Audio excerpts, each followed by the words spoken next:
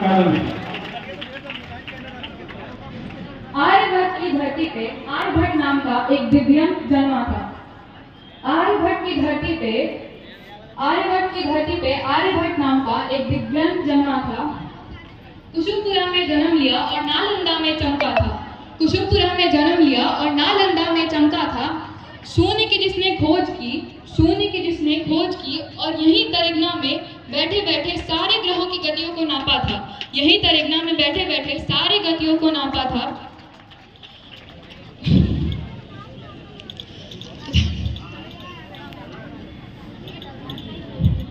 This is Shreya from Prakash Kund Public School, Garni Maswadi, Patna.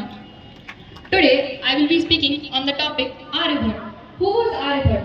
What were his contributions to Indian astronomy and mathematics? And what we did to pay tribute to him? Aryabhat was a great Indian mathematician and astronomer who was born in 476 CE in Kusumpura, present-day Patna, Bihar. It is believed that he completed his studies in Nalanda and later he was also the head of Kusumpura Institution and Nalanda University.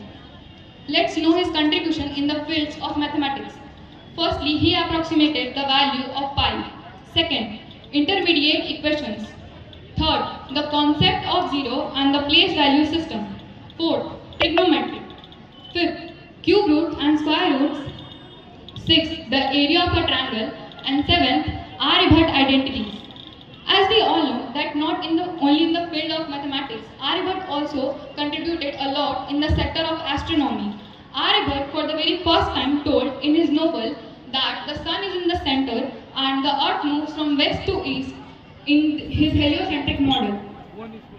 Secondly, he told the concept of eclipse and shadows cast by earth and moon. He derived the formula for calculating the sidereal years and its values.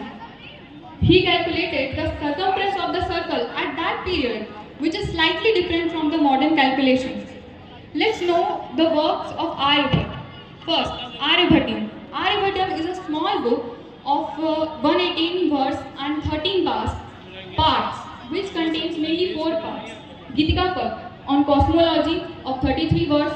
Second, Ganit Pad on mathematics rule of 25 words. Third, Kalkriya Pad on planetary motion of 50 words. And fourth, Gola Pad on planetary motion of 10 words.